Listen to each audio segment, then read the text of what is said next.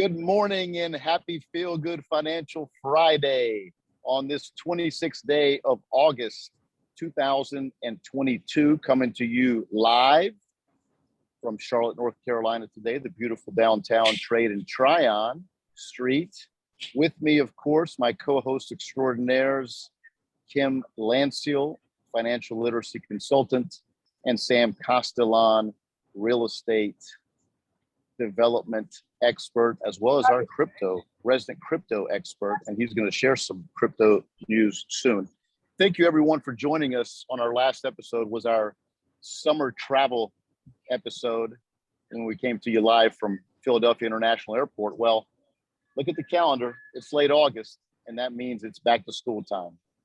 This is going to be our back to school episode, and our resident expert here in this circle is Kim Lanciel, and she's going to be sharing a lot of useful and applicable information with you shortly. But before that, in the markets, this is the last Friday in August, and this is a ritual for Fed officials to gather in, of course, the beautiful Jackson Hole.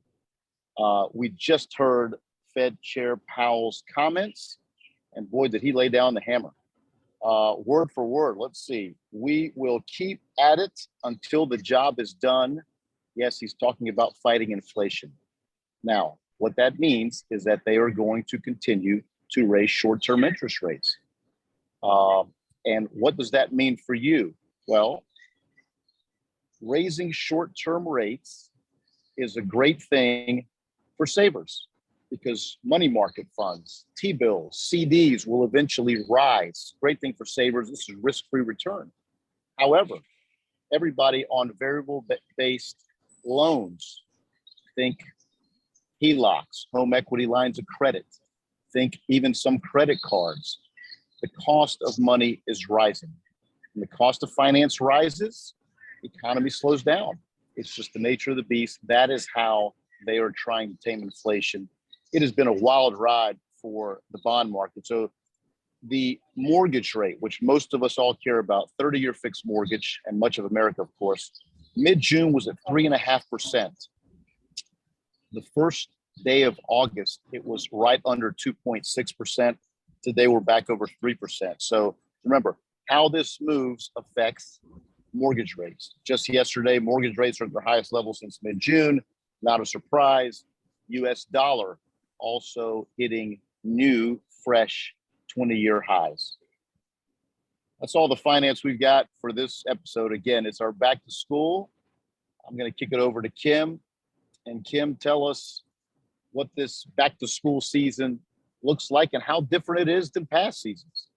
Absolutely. So hello from in front of the Yale Club here in New York City. So yes, it is good news for us college students and those with student loans. As we probably all know here, President Biden, he announced student loan forgiveness. So what does that mean for those with student loans? It hits quite a few. 7 million Pell Grant recipients are going to be able to receive forgiveness of $20,000.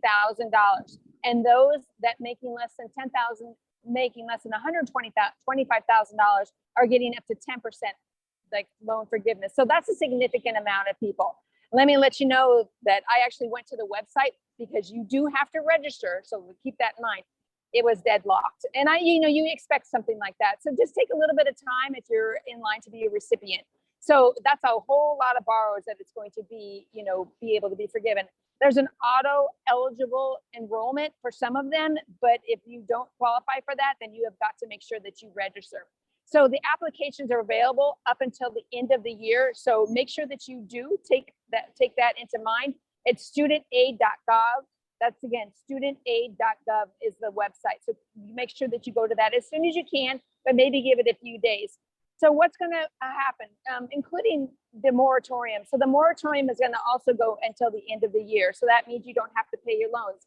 But guess what? If you need to make loans and payments, try to do it as soon as you can, because it's still going to be an issue for some of those. So because the site is busy, you might not be able to get on with talking to your loan providers. So also another thing too that happened in the last few weeks is that for those that do have to take out student loans, the rates have gone down a little bit. You know, it's a 10-year fixed rate. It went down 0.07%. So you know what? That's pretty good news, I would have to say. But keep it in mind, like anything else, keep your credit up. Make sure that that way that it can get you a lower interest rates. There's differences between the private loans and the federal loans, as always. So make sure that you know what your bottom line is. Be sure to shop around and take a look at the entire cost of what you're trying to borrow, because it's really important that you do that. You don't want to get stuck in any type of situation where you end up paying more than you absolutely have to. Shopping around is really key. So keep all that in mind. It's I'm really happy that's it's going to help out a lot of people that have student loans, but we kind of have to look at the big picture, really what the end result's going to be. Fantastic advice. And I almost chuckled when you said, I logged on the website yesterday and it was locked. Imagine that a website run by the federal government is locked. That sounds very familiar to all of us, and probably through past experience.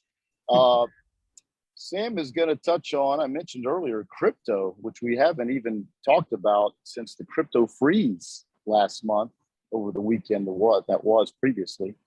Sam, what do you got?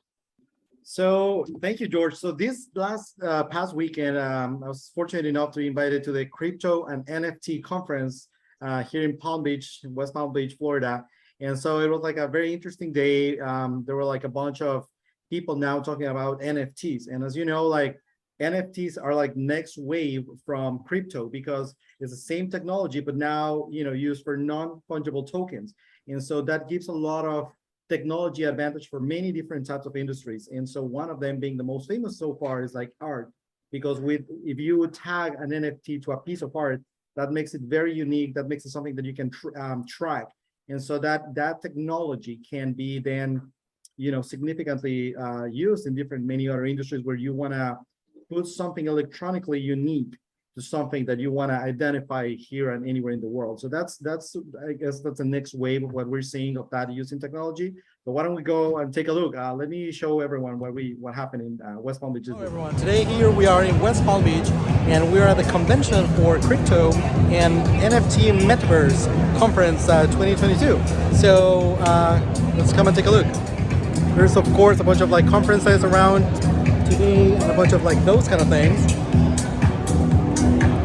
But you see everything from art in NFTs, which is a very interesting space, all the way to kids in NFTs. And so it's interesting to see how even kids are now getting into this. There's a bunch of authors and many other things.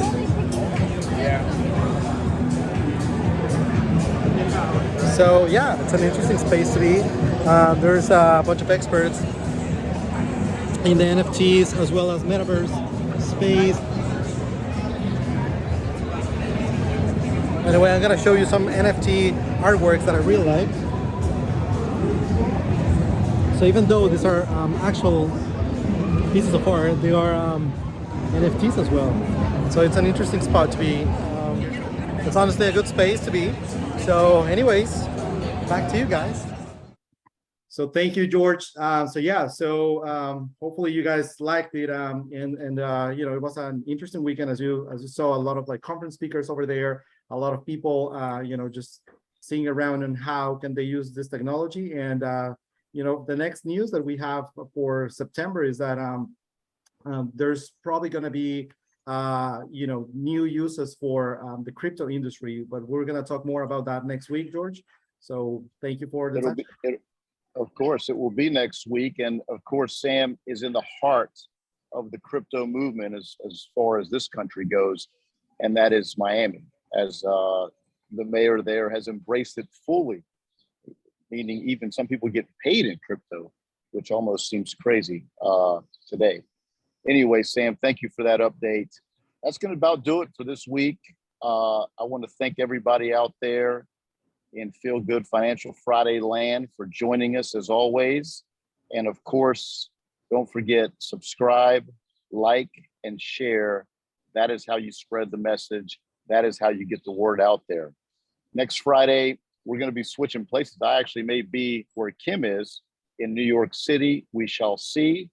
If not, I will be right here. Until then, hope everyone has a fantastic weekend. Adios.